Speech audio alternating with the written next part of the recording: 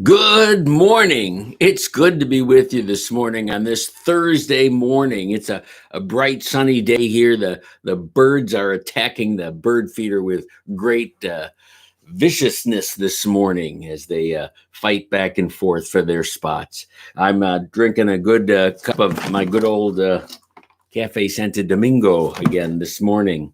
This is just good coffee. So, by the way, add it to your shopping list. Next time you get the Dominican, pick me up a little Cafe Santo Domingo. It's man, it's just good coffee. So, and a lot of good memories with it too. Well, it's good to be with you this morning as we get to share this time and fill in a chat. I just want to take a moment and say I appreciate all the comments from the video we did on Tuesday, I believe it was, um, when depression hits.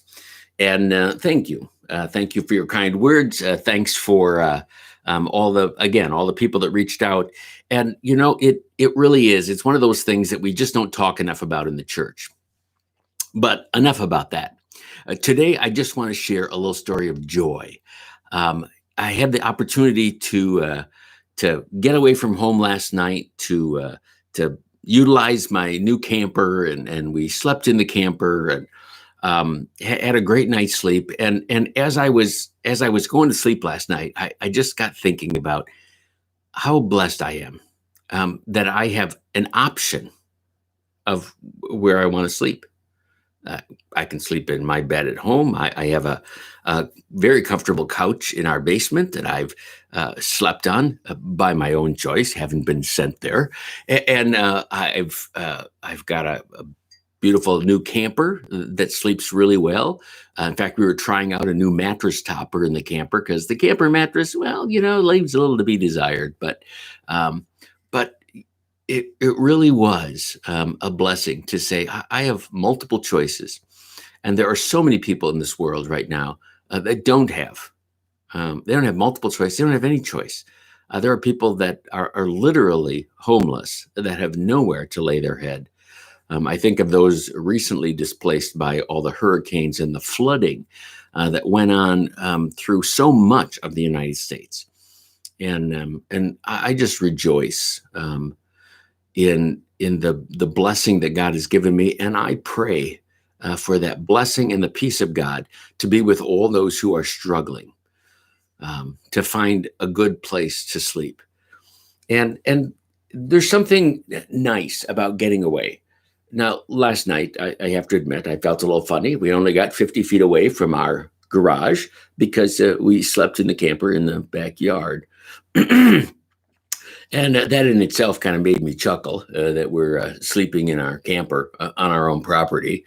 But we did need to test that mattress topper, so find out if it was going to work for us before we had the end of our time where we could return it. So mission accomplished. Mattress topper worked good, and we are off to new adventures the next time we have the opportunity to use our camper. Last night we had confirmation here, the first night of confirmation with a new group of students. It went really well.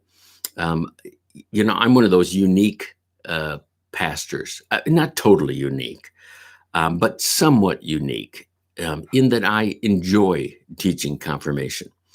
There are a lot of pastors. I'll tell you, I've met many pastors that said, "I love being retired."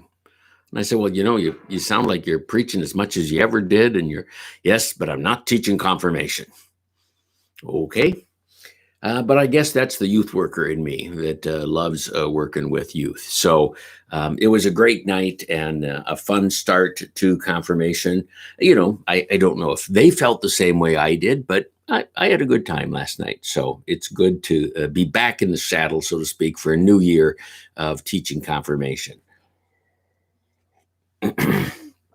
Say, I want to encourage you, if you haven't yet signed up for the Red Letter Challenge, this is your chance. We still have time. You can go to the Peace Arlington website and sign up there for the Red Letter Challenge. You can show up in our building on Sunday morning and sign up.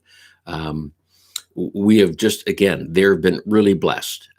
We ordered 100 books to begin with, 60 adult and 40 kids books, and we ran out of both. And so we reordered. So it's exciting to see how many people are joining us as we look at what Jesus says and what he calls us to do as disciples.